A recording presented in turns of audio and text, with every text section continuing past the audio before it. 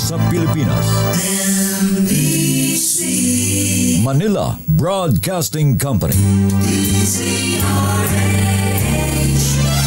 DZRH, member kapisanan ng mga broadcaster ng Pilipinas. Oras sa Father Saldi Fababaer, alas 4:15. Uy! Nakapag-break ka na ba?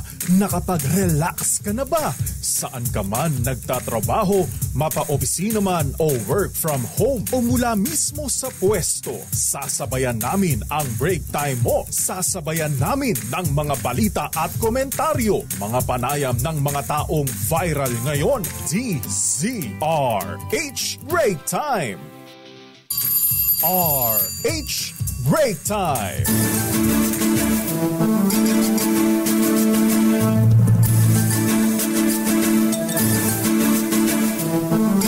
Magandang hapon, Pilipinas. Ako po si Deo Macalma. At sa ngalan po ni Ms. Thea Petrocorpus, ako po si Jackie Resio. At narito ang headlines ng ating mga balita ngayong araw ng Miyerkules, 25 ng buwan ng Hunyo.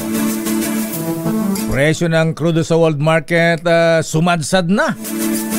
Pero oil price rollback ngayon malabo pa ayon sa Department of Energy. Bakit? Gobyerno biglang binawi ang fuel subsidy. Malabo na raw ngayon sa pagbaba ng oil price sa world market ayon kay Pangulong Bongbong Marcos. Pilipinas, Japan at Amerika sanib persa sa Trilateral Maritime Exercises. Pinakamalaking barko ng Philippine Coast Guard sumali rin.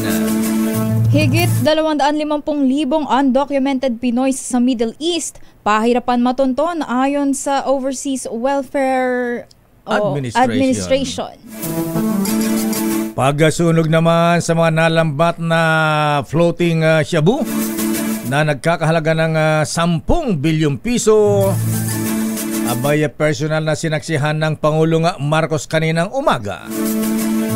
Police Techniques, ibinalik ng PNP para bawasan ang timbang ng mga matatabang pulis. Anong calisthenics? Samantala, pulis na pumatay at kumatay sa kanyang kapwa-pulis sa Camp Bagong Tiwatagig na aresto na. Mga tubuhan na naperwisyo ng peste sa Kabisayaan lumawak pa ayon sa Sugar Regulatory Administration. Operasyon naman ng LRT2 nagkaaberya kanina umaga.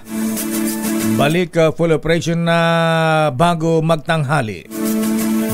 Isang low pressure area posibleng mabuo sa loob ng Philippine Area of Responsibility ngayong weekend ayon sa Pag-asa. At sa detalye na ating mga balita, binabantayan ng Pag-asa ang posibilidad ng panibagong low pressure area na maaring mabuo bilang ganap na bagyo ngayong weekend. Sa kabila ng tropical depression na kasalukuyang nasa labas ng PAR na humihila sa Bagat at palayo sa Luzon. Pero pinaalalahanan ng Pag-asa ang publiko na maging alerto sa epekto na inaasahang bagong sama ng panahon. Ayon sa Pag-asa, kung tuluyang mabubuo ang low pressure area at posibleng magdala ng pagulan sa Bicol Region, Eastern Visayas, Caraga at Davao Region sa Sabado hanggang Linggo. Sa Huwebes hanggang Biyernes ay sana naman ang mga pag-ulan sa bahagi ng Palawan at ilang bahagi ng Zambales. Samantala, inaasahan ding magpapatuloy ang mapagulan sa kanlurang bahagi ng Luzon, dulot naman ng habagat. Patuloy na mararanasan ng ulan sa ilang bahagi ng Western Luzon ngayong Miyerkules dulot ng southwest monsoon o habagat. Ayon sa Pag-asa, pinalalakas ito ng tropical depression na nasa labas ng Philippine Area of Responsibility. Sa monitoring ng State Weather Bureau, huli itong namataan sa layong 630 kilometers kanluran ng Sinait, Ilocos Sur, pero walang direktang epekto sa bansa. Asahan ng maulap na kalangitan na may kasamang kalat-kalat na pag-ulan at pagkidlat, pagkulog sa Zambales, Bataan at Palawan. Samantala makakaranas ng pangkalahatang maaliwalas na panahon ng Metro Manila at nalalabing bahagi ng bansa, maliban na lang sa mga pulupulong pag-ulan sa hapon o gabi dahil sa localized thunderstorms. Sumadsad naman sa ikalawang sunod na araw ang halaga ng krudo sa world market. Ayon sa Department of Energy, dahil sa paghupa ng tensyon sa pagitan ng Iran at Israel, muling bumaba ang trading sa Min of Platts sa Singapore. Sa kabila nito ay niliwanag ng Department of Energy na masyado pang maaga para umasa naman ng rollback dahil may 3 araw pang palugit bago magsara ang trading. Bukod sa paghupa ng gulo sa gitnang silangan, matapos ideklara ang ceasefire sa pagitan ng Iran at Israel, ito ay nakatulong para bumaba ang crude prices at maaari pang bababa sa mga susunod na araw. Sa kaugnay na balita, malabo nang maipatupad ang pamamahagi ng fuel subsidy ayon kay Pangulong Ferdinand Marcos Jr. Sa ambush interview sa Kapas Tarlac, sinabi ng Pangulo na kung hindi bumaba ang presyo ng langis sa pandaigdigang pamilihan ay kasadong ipatupad ang programa para sa fuel subsidy sa maaapektuhang sektor. Narito ang pahayag ni Pangulong Ferdinand Marcos Jr. Kung hindi nagbago yung presyo, then we do the same like before. Ang sinasabi namin, hindi ayuda, subsidy, pag tumaas ang presyo. Kung di tumaas ang presyo ng langis, then there's no need for that. We can proceed, we can do business as usual. Batay sa itinakdang pamantayan ng pamahalaan, maglalabas ito ng fuel subsidy kapag umabot sa $80 per barrel ang presyo ng langis sa world market. Kabilang sana sa mga makakatanggap ng fuel subsidy ang mga operator at driver ng mga pampublikong sasakyan, maging ang mga magsasaka at mangingisda. Sana Mr. President kausapin yung mga oil companies. Abay, bumagsak na ang presyo, panay pa ang oil price increase. Bakit tuloy pa rin? Sa mga oil companies, moderate your greed naman. Samantalang mistake yung binili lang langis. Alam mo ang mga oil companies meron palang inventory ng 45 days. Mantakin mo yan. Bakit? So, yung nga, kaya sabi nga natin ni Mr. President, pwede ba kausapin yung mga opisyal ng mga oil companies dito? Niloloko tayo, Mr. President. Bakit kanyo, ha? Yung binili po sa murang halaga mahabigan na langis dahil meron silang inventory ng 45 days. Abay, 12 days lang yung giyera sa Iran at Israel.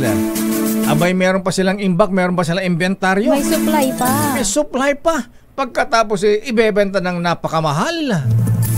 Napaka-greedy naman ng mga ito. Oo. Ay, nako. Kaya siguro, Mr. President, pwede po ba kausapin nyo sila? Abay, abuso na yan sa bayan. At umaapila naman ang Department of Energy sa mga kumpanya ng langis na i-readjust ang ikalawang tranche o bugso ng taas presyo ng petroleum products na nakatakdang ipatupad bukas. Sa panayam ng damdaming bayan, sinabi ni sa panayam ng 2x2, sinabi ni OIC Secretary Sharon Garin ng Department of Energy na malaking ginhawa sana para sa mga vulnerable ng sektor kung mababawasan man lamang ay kalawang fuel increase. Anong bawasan? Tigilan, pigilin. Sabi ni Garin, bumababa na ang presyo ng crude oil sa world market. Kaya't umaasa silang magtutuloy-tuloy na ito ang downward trend. Ngayon pa man, nilinaw niyang ayaw niyang pangunahan ang desisyon ng mga kumpanya ng langis.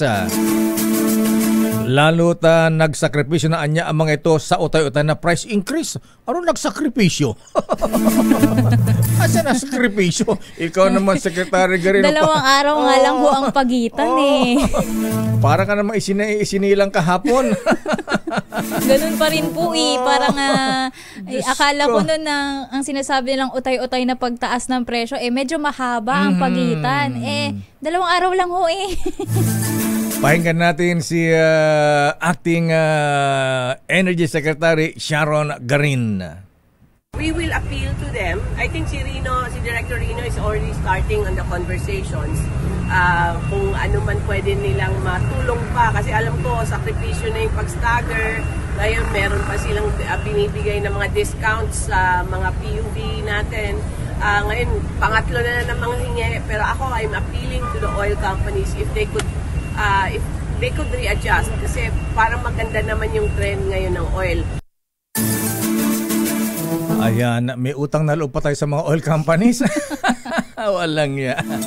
Abay, Mr. President, apulo ka sa Bersamin. Kalampagin nyo naman ang mga opisyal ng oil companies. Baka pwede imbitahan ng Presidente sa Malacanang magkape-kape muna, ha? At wag nang pakiusapan na pagsabihan. Obvious naman ang panluloko sa bayan, Mr. President. Abay, 45 days ang inventaryo ng mga oil companies mabigyan yung binili nila ng langis sa murang halaga. Abay, papatawan dadagdagan ng 5 pesos na increase. Tapos ang magiging dahilan nila is yung tension. Oo.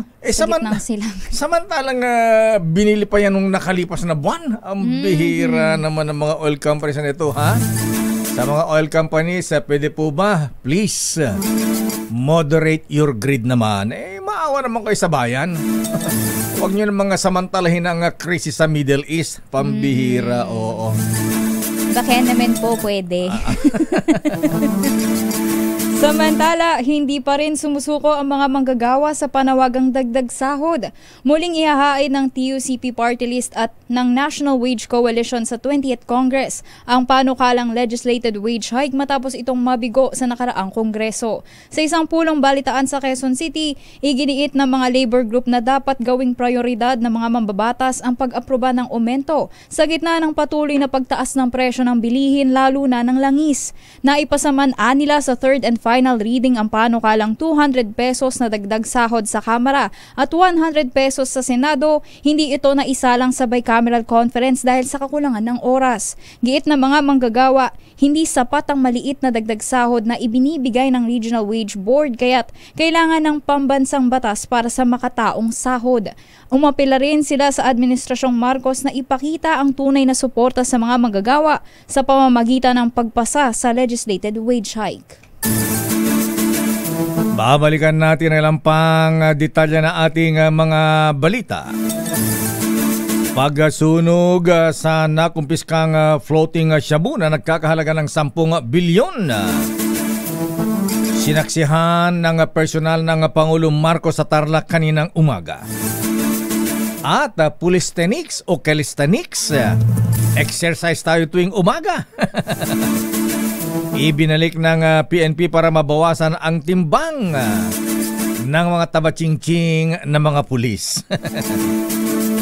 At pulis naman na pumatay at kumatay pa sa kanyang kapwa pulis sa Camp Bagong Diwa Taguig na aresto na. Ang detalye na mabalitang yan sa ating pagbabalik dito sa ating palatuntunang Break Time. RH Break Time. Oras, Mr. Cesar Lee, Mr. Michael is my guy. Oy, Mr. General Edwin Ernie, ha? At Lieutenant Kuyang Larry Francisco. Ganap na alas 4:29. Break Time. Oras sa ganap na alas 4:36 at balikan natin ang detalye ng ating mga balita. Hindi nasira ng airstrikes ng Amerika ang nuclear sites sa Iran. Pinasinungalingan ng Defense Intelligence Agency DIA sa pamagitan ng isang intelligence report ang pahayag ni US President Donald Trump na obliterated o nawasak na raw ang 3 Iranian nuclear sites. Ayon pa sa report, ilang buwan na lamang ang delay na idudulot naman ng naging US military airstrikes sa nasabing nuclear program ng Iran. Mariing itinanggi ni White House Press Secretary Caroline Leavitt ang report ng Defense Intelligence Agency at sinabi hakbang lamang ito para i-discredit ang misyon ni President Donald Trump na sirain, wasakin ang nuclear plant o nuclear sites ng Iran. Samantala, hinimok ni Senator Sherwin Gatchalian ang pamahalaan na tiyakin ang kaligtasan ng mga Filipino seafarers sa gitna ng giyera sa pagitan ng Iran at Israel. Ayon kay Gatchalian, mahalaga ang papel na ginagampanan ng mga seafarers sa takbo ng ekonomiya ng buong mundo. Aniya, nalalagay din sila sa panganib ngayon dahil apektado ang mga ruta ng mga barko na kanilang dinadaanan gaya ng Strait of Hormuz na saklaw ng Iran, Oman at United Arab Emirates. Giit ni Gatchalian, kailangang maipatupad ng maayos ang Magna Carta for Seafarers upang matiyak ang kanilang kaligtasan at maayos na kondisyon sa gitna ng mga panganib at hamon sa iba't ibang panig ng mundo. Sa pagtaya ay nasa 400 to 500,000 ang mga Filipino seafarers ang nakadeploy sa buong mundo, nakatumbas ng 25 to 30% ng kabuuan ng mga seafarers sa buong mundo. Bago ang ilang pang detalye natin mga balita, nasa ating linya na ang isa nating listener na nadikitan ng DZRH sticker. At ito ay taga Las Piñas ba? Saan sa Las Piñas? Sa Villar Country. Nasa ating linya si Kuya Larry Patalita. Ba? Ganda na apelyado. Patalita. Ayan. Diba? Pasalita. Ayan, Patalita. Kuya Larry Patalita, magandang hapon po sa inyo, Kuya Larry. Magandang hapon po, sir. Ayan, ano pong sasakyan niyo ang dinikitan ng sticker ng DZRH? Tricycle po, sir. Anong biyahe yan na, Kuya? Biyahe pong, Pulang Lupa 1, 2. Pulang Lupa hanggang MOA. Hindi po. Malayo na daw lakay. Las Piñas lang. Okay, Kuya Larry, ang tanong ko, ayan, may ceasefire na, ayan, tumigil na ang awayan ng giyera ng Iran at Israel. At meron isang presidente ang namagitan para magkaroon ng ceasefire. Ito daw ay taga-Amerika. Ayan. Sino ang pangalan ng presidente na Amerika, Kuya Larry? Si Donald Trump po, sir. Galing-galing mo talaga, Kuya. Kuya Larry, congratulations. Nanalo ka ng limpak-limpak na 1,000. Huwag mong ibaba yung cellphone na, Kuya, at kakausapin ka ng news center para malaman kung saan ipapadala. Ayan. Ang yun na panalunan. Kung sa Central Bank, ayan. Metro Bank, BDO. Ayan. Maraming salamat. Congratulations, Kuya Larry Patalita. At balikan natin ang ating mga balita. Unahin nga natin ang mga reports. Report muna mula sa Palasyo ng Malacanang. Pagpatong ng presyo sa mga produkto at serbisyo tiniyak na bantay sarado ng gobyerno. Ba? Ito na nga sinasabi ko, Miss Let. Ayan. Pakisabi sa Malacanang. Kaya sino nga ba ang press secretary natin? Secretary J. Ruiz Lakay. Di ba Claire Castro ang press secretary natin? Ayan. Pakitanong Yusek sa Lakay. Ganun ba? Meron bang press secretary na ano pangalan? Si Secretary J. Ruiz Lakay. Press secretary ba yun? Palace Press Officer si Undersecretary Claire Castro. So ang press secretary ang PCO secretary si Secretary J. Ruiz. Ba't hindi naririnig? May mga press secretary na hindi naririnig. Nagpapaliwanag sa mga policy o kaya ay programa ng Malacanang ng presidente. Parang press secretary, acting press secretary Claire Castro. Ayan.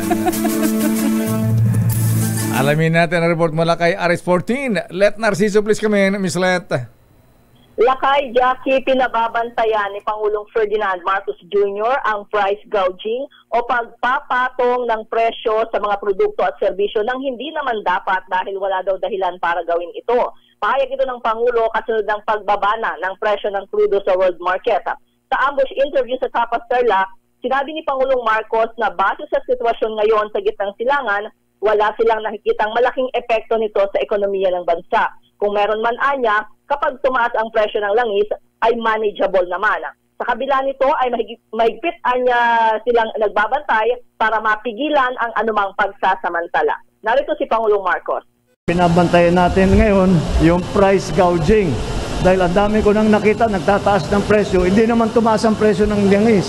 So yun ang babantayan natin. Si Pangulong Bongbong Marcos. Ito si Lieutenant Ciso para sa DZR. Yes, Lakay? Unang nagtaas ng presyo mga oil companies.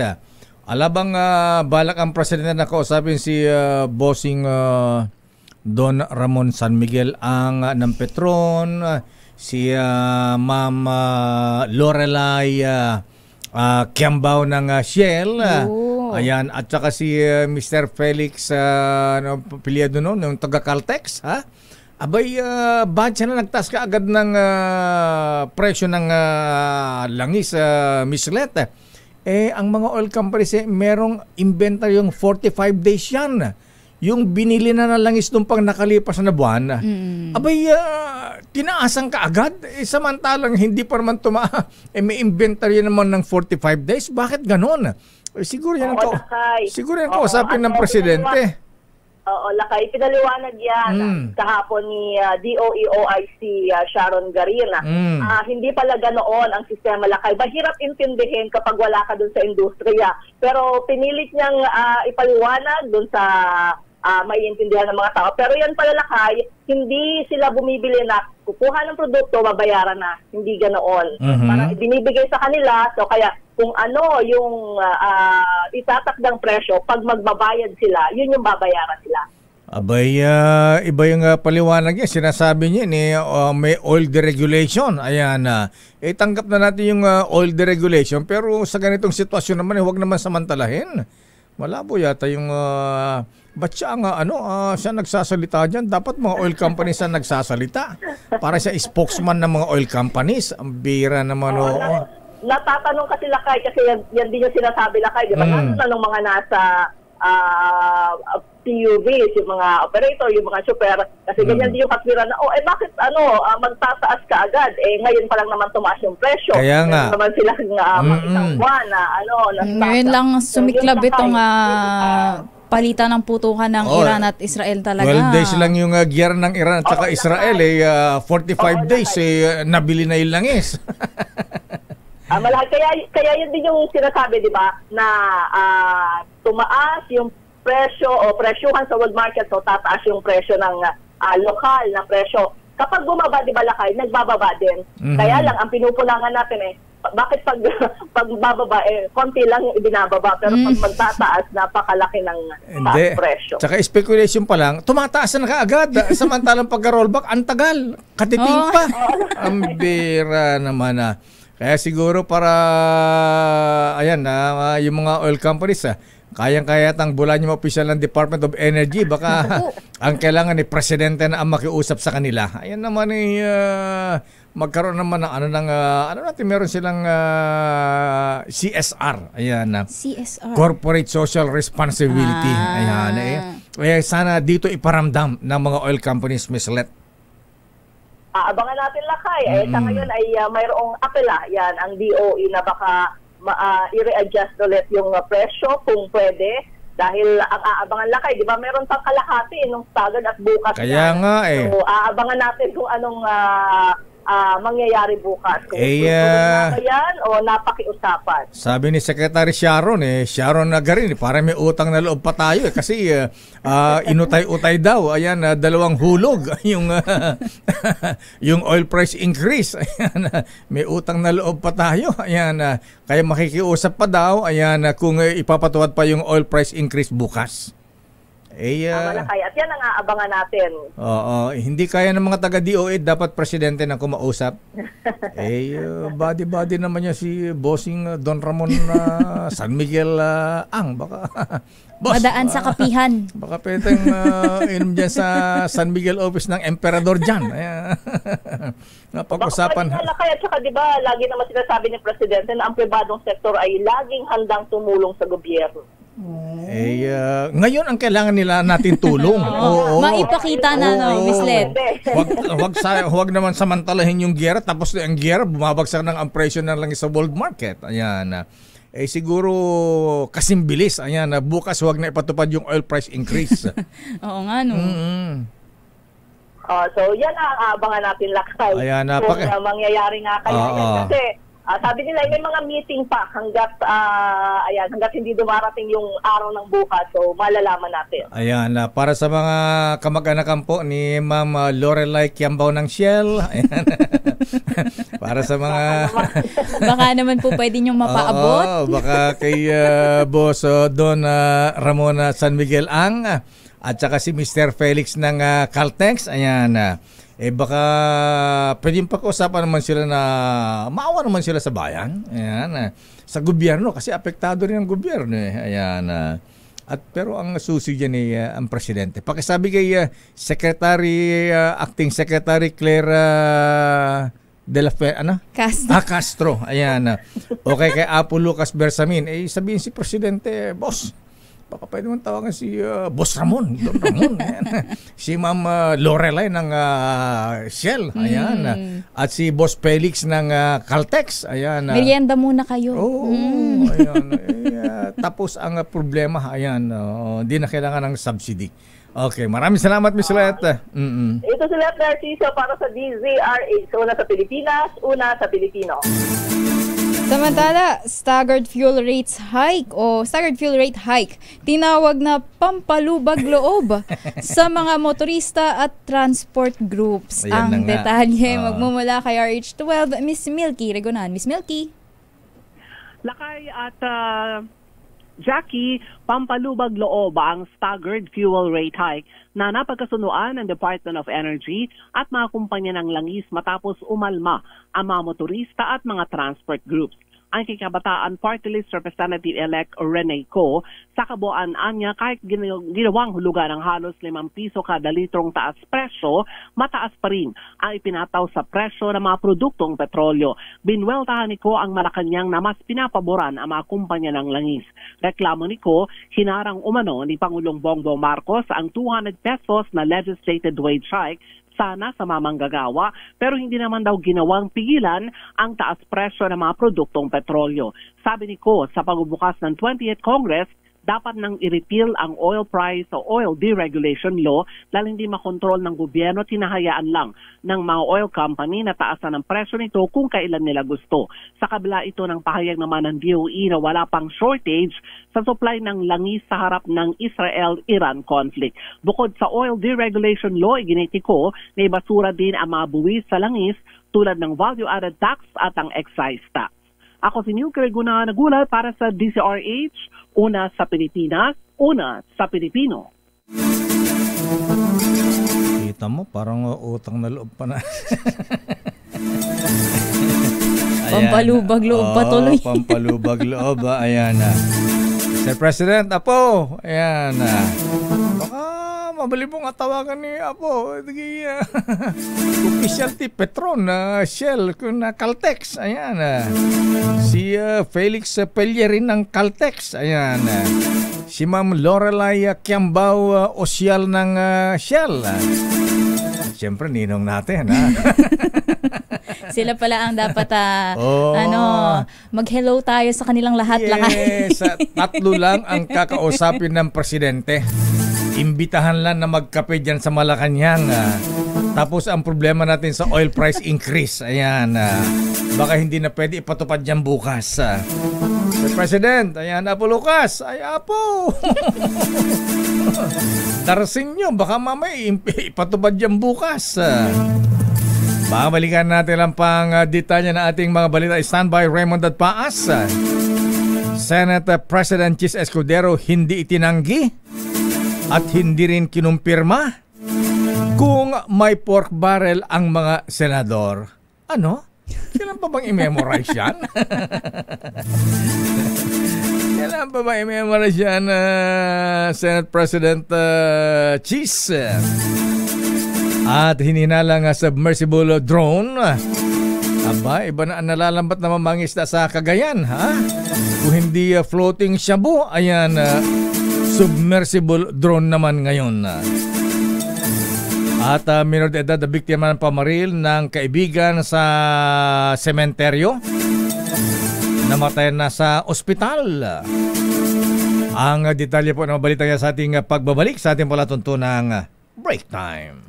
RH Break Time. Oras na Mr. President Ferdinand Bongbong Marcos Jr. Ayan na po, pagkatawagan si Bossing Don Ramon. Ayan.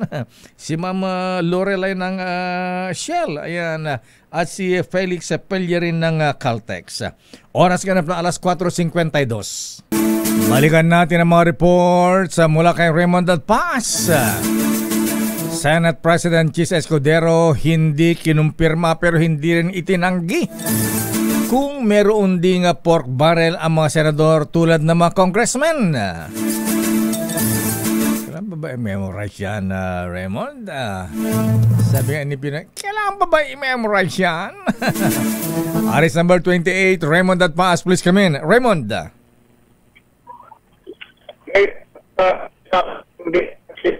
Ayan tuloy, ayan. Nasira tuloy ang signal ni Raymond at Paasa. Take 2. Ayan, Raymond, please come in. Nako talaga, pork barrel. Babalikan natin si Raymond, si Miss Jackie, si Edniel. Hinihinalang submersible drone isinuko sa pulisya sa Calayan, Cagayan. Ang detalye magmumula kay RH52, Edniel Parosa. Edniel. Sakay, Jackie. Ulit. Submersible drone. Ay na yan Cagayan. Cagayan Police Province. Naku, pareho kayo ni Raymond, ha? Ayan, babalikan natin ang mga reports. Ayusin nga yung signal natin, ha? Linya ng atin ng mga telepono. Oo, ano nangyari sa mga signal natin, ha? Ayan, sandali lamang Raymond, sandali lamang Edniel. Samantala sa ating mga balita, ang asan na? Ayan, wala pa? Okay na si Raymond. Ayan, balikan natin si Raymond at Paas. Raymond, please come in. Raymond. Wala pa lakay. Inaayos pa ang ating mga linya ng komunikasyon. Ayan, samantala, nanawagan naman si Senator Loren Ligarda sa Department of Labor and Employment na agarang manguna sa pagbuo ng isang malinaw na reforma bilang tugon sa muling pagkakasama ng Pilipinas sa listahan ng International Trade Union Confederation bilang isa sa worst countries for workers sa ikasyam na pagkakataon. Nako, sabi ng senadora, hindi ito dapat baliwalain ang ating pandaigdigang reputasyon sa usapin ng karapatan ng mga manggagawa sapagkat ito ay salamin na ating domestic realities. Sinabi pa ni Ligarda na ang mga manggagawa ang backbone ng ating ekonomiya at ang patuloy na babala mula sa mga pandaigdigang tagapagbantay ay nangahulugan na marami pa tayong kailangang punan sa ating mga institusyon. Tinukoy sa ITUC Global Rice Index 2025 ang laganap daw po na paglabag sa karapatan ng mga manggagawa at patuloy na karahasan, banta at panunupil sa mga manggagawa lalo sa mga nag-uunyon. Okay na si Raymond. Si Senate President Chis Escudero ayaw aminin, ayan, pero hindi rin itinatanggi kung meron ding pork barrel ang mga senador. Raymond. Mayor, hindi sinagot ng diretsyon ni Senate President Francis Chis Escudero kung totoo may 150 billion pesos na pork barrel ang mga senador para sa 2025. Ang kanya umanong pagkaalam ay FLR or for later release ang lahat ng mga proyekto sa gobyerno alinsunod sa kautusan ni Pangulong Bongbong Marcos. Sa isang news conference sa Senado, sinabi ni Escudero na may kanya-kanyang amendment sa budget ang mga congressmen at mga senador na dumaan sa proseso. ngunit hindi naman ito updated kung may mga na-release na pondo. Mas mabuting ang DBM nang sumagot nito. Una nito'y napaulat na 150 billion pesos ang pork barrel ng mga senador at ang pinakamalaki sa lalawigan ng Bulacan na 12 billion pesos at pangalawa ang Sorsogon na 9 billion pesos. Ito si R.H. Raymond Dantas para sa DZRH. Una sa Pilipinas, Raymond, una sa Pilipino. Huwag kang magmadali at tatanungin pa kita, bakit mas malaki yung pork barrel tuloy? Iba-iba. Ba't mas kayo napunta sa Bulacan kay Senator Joel Villanueva kaysa yung taga Sorsogon na Escudero ang apelyido? Walang paliwanag, Mayor, kasi nga doon pa lang sasagot. Gusto ko sanang ipasok kasi yung voice clip. Kaya lang... wala na tayong oras kaya yung doon sa kanyang paliwanag malinaw naman na meron daw ang katwiran ay meron daw mga amendment yung mga congressmen at mga senador at yun ay dumaan sa proseso pero hindi niya sinasabing wala. Kaya ngayon kung bakit mas malaki ang Bulacan ay wala ding kalinawan, hindi daw niya alam kung saan galing yung listahan, Mayor. Ayan na. Pero Senate President, di alam ko saan galing. Pinaikutan siya. Ayan. Ang tanong, Raymond, may tawag ngayon, SLRO. Anong ibig sabihin ng SLRO? The FLR, for later release. Ano? FLRO. SLR. F, lakay F. Ano? FLR for later release. For later release. Akala ko forthwith. Ayan. Nandun pa rin. FLR na pala ang tawag ngayon. Dati Raymond, ano yan? Kung ano itinawag yan? CDF, Countrywide Development Fund, ayan, PDAF, Priority Development, ano yung PDAF nga ba yun, Raymond? Ano ba yung AF, ha? Priority Development Assistance Fund. Ayun, ngayon FLR. Pero ang ibig sabihin niyan, pork barrel din. Ayan. Iba-iba man ang tawag. Iba-iba man ang tawag, pork pa rin yan. Pork barrel pa rin. Anyway, okay lang, basta mapunta sa bayan, kaya lang pagka ibinulsa yan, yan ang masama. Ayan, di ba? Kung magandang project yan, di okay. Pero kung... ang lumalabas kasi doon sa kwento, Mayor, parang may mas malaki, may mas konti. Di ba yung sinasabi ko nagtatampo iba dahil ba't 3 billion yung iba, 5 billion, ayan, may 9 billion, may 12 billion pa pala. 12 billion ba sa Bulacan? Yun ang number 1 daw yung Bulacan, Mayor, 12 sa mahigit na 12 billion. Tapos pangalawa lang naman ang Sorsogon na 9 billion. Kaya nga, ang lupit ng taga Bulacan, tinalo yung taga Sorsogon, ano?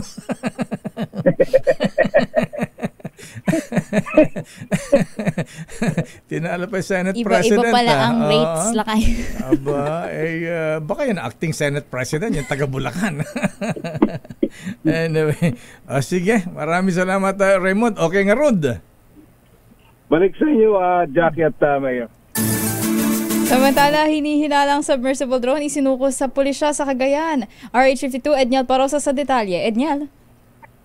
Isinuko sa otoridad ng isang panibagong hinihinalang submersible drone dyan naman sa bayan ng Kalayaan, Cagayan. IG Cagayan Police, Provincial Office Director, Police Colonel Bardito Anguluan, natagpuan ang instrumento sa karagatang sakop ng Barangay de Lopiri habang nangingisda ang kanilang punong barangay. May marka itong Jaya Boat at Jaya Robotics Incorporated.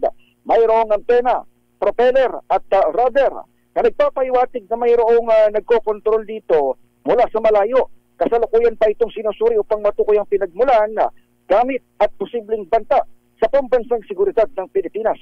Nagpapatuloy din ang pakikipagtulungan ng pulisya sa iba pang mga lokal na opisyal at maritime agencies upang mapanatili ang katahimikan at seguridad sa paypaying dagat ng Cagayan. Noon lamang nakalipas sa taon, 5 kamukhang instrumento o submersible drone ang nakuha sa iba't ibang karagatan sa Kapuluan. Ayon sa Philippine Navy, 3 sa mga ito ang may indikasyon na pawang mga galing China. Ito ay ang mga drone na may Chinese markings at natagpuan sa Pasukin, Ilocos Norte, Initaw, Misamis Oriental at isa rin sa sa Calayan Island sa Cagayan. Ito si Edniel Parcosa, nag-uulat para sa DZRH. Una sa Pilipinas, una sa Pilipino. Doon na para sa aming probinsya. Nasa Pasukin, Ilocos Norte na. Lalayo na ng binabaybay nito, Lakay. Ay, nako. Samantala sa report ni Noche Kakas, minor de edad na biktima ng pamaril ng kanyang mismong kaibigan. Binaril sa sementeryo Noche, ha? Kaya lang po dinala sa ospital, kaya lang namatay din. Noche Kakas, please come in. Lakay at Jackie, binawian ng buhay habang ginagamot sa Taguig Pateros District Hospital ang binatilyo matapos baril ng kaibigan habang nakatambay sa tuktukan public cemetery sa lungsod ng Taguig. Kinilala ng pulisya ang biktima na si Raymar Herman alias Babaw, 14 anyos.